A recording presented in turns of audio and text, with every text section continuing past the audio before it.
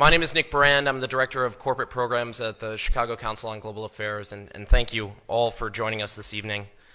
I'd like to take this opportunity to welcome George Friedman to the Chicago Council. I believe it's his first time here, so thank you so much for being with us. No place is really Pacific for very long. I mean, neither the United States, we have constant wars, okay? Europe will, I suspect, not return to the 31 years, but it will return to humanity. They will have their wars, they will have their peace, they will live their lives. It will not be 100 million dead, but the idea of the European exceptionalism, I think, is the one suffering the first death. There will be conflict. There was conflict in Yugoslavia, and there's certainly conflict now in Ukraine. As to the relationship to the United States, we no longer have a relationship with Europe. We have a relationship with Romania, we have a relationship with France. There is no Europe to have a relationship with. Yes, the gentleman in the fourth row over here. Excuse me. By the way, I'm a subscriber. Thank you. Is Islamic extremism really the major threat to the United States, and will it die on its own, or will it keep growing? It is a problem to the United States. It is not an existential threat. It has to be dealt with, but it has to be dealt with proportionately. We have other foreign policy interests. So, the primordial interest of the United States, over which for a century we have fought wars, the First, Second Cold War, has been the relationship between Germany and Russia, because united they are the only force that could threaten us, and to make sure that that doesn't happen. If you're a Ukrainian, is essentially reach out to the only country that will help you, which is the United States. Last week, 10 days ago, General Hodges, Commander U.S. Army Europe, visited Ukraine. He announced that U.S. trainers would now officially be coming, not just unofficially coming.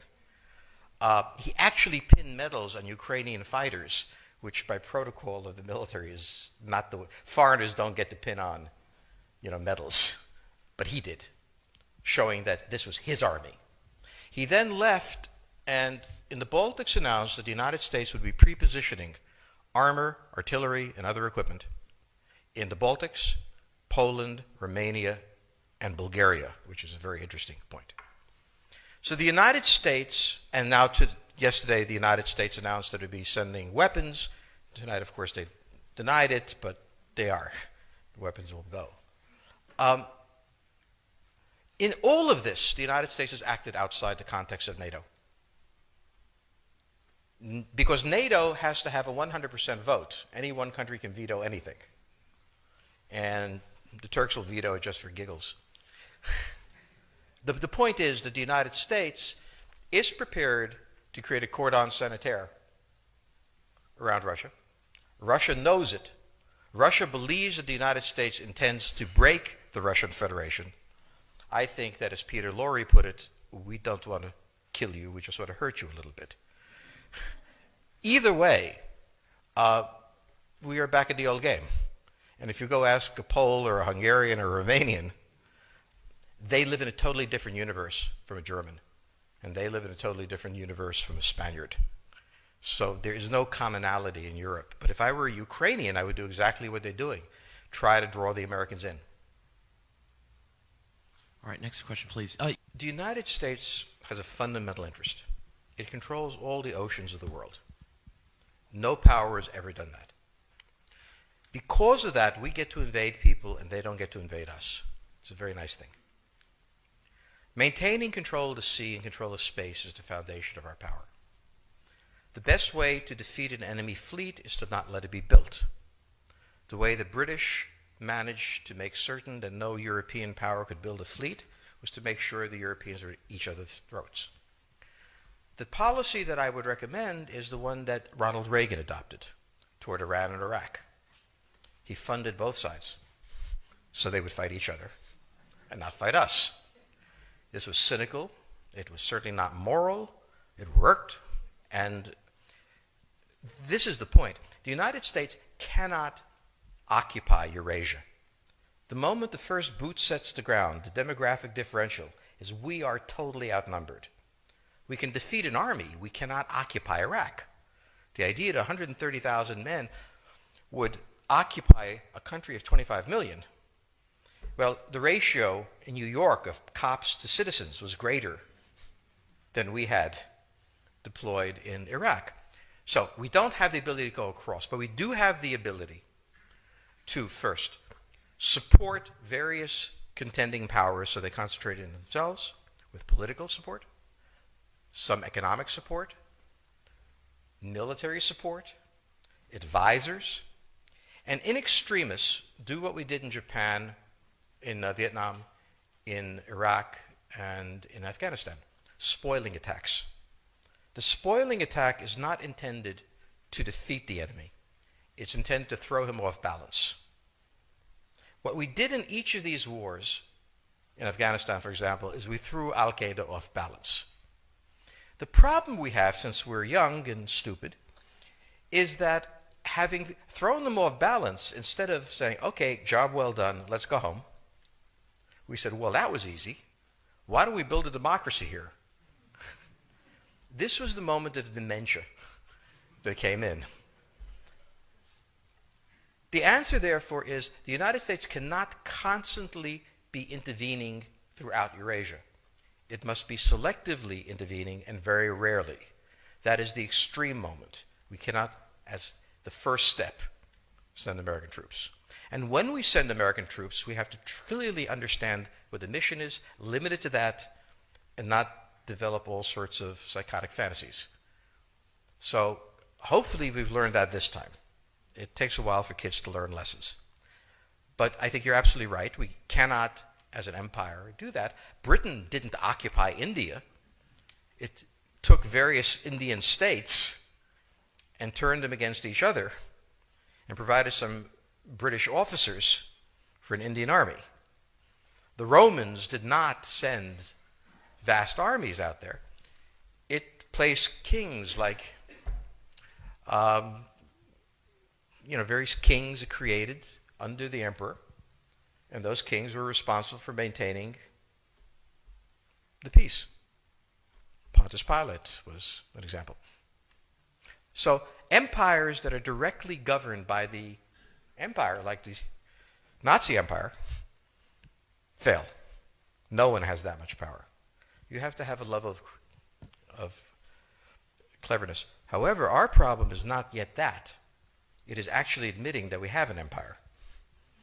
So we haven't even gotten to that point where we don't think we can kind of go home and it'll be over and done. And so we're not even ready for chapter 3 of the book. Question on the table for the Russians is, will they retain a buffer zone that's at least neutral? Or will the West penetrate so far in the Ukraine that they're 70 miles away from Stalingrad and 300 miles away from Moscow? For Russia, the status of Ukraine is an existential threat. And the Russians cannot let go. For the United States, in the event that Russia holds onto the Ukraine, where will it stop? Therefore, it's not an accident that General Hodges, who's been appointed to be blamed for all of this, is talking about prepositioning troops in Romania, Bulgaria, Poland, and the Baltics. This is the intermarium, from the Black Sea to the Baltic, that Pilsudski dreamt of. This is the solution for the United States.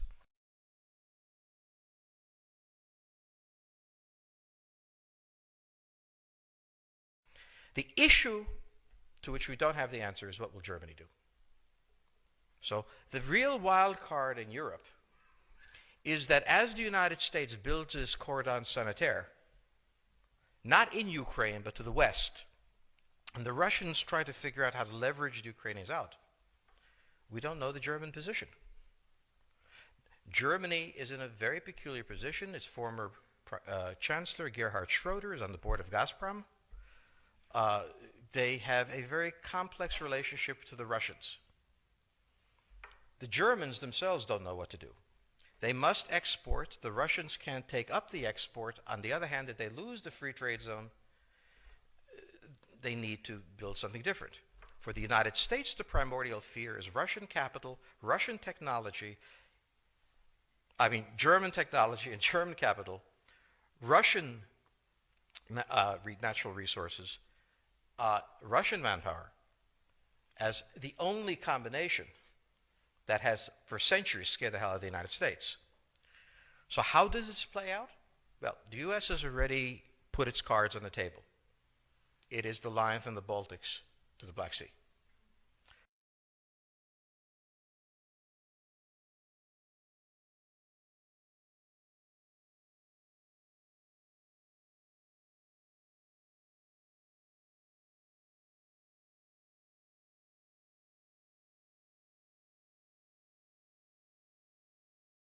For the Russians, their cards have always been on the table. They must have at least a neutral Ukraine, not a pro-Western Ukraine. Belarus is another question. Now, whoever can tell me what the Germans are going to do is going to tell me about the next 20 years of history. But unfortunately, the Germans haven't made up their mind. And this is the problem of Germany always. Enormously economically powerful, geopolitically very fragile, and never quite knowing how to reconcile the two. Ever since 1871, this has been the German question, the question of Europe. Think about the German question, because now it's coming up again. That's the next question that we have to address. And we don't know how to address it. We don't know what they're going to do. And unfortunately, that's all we have time for this evening.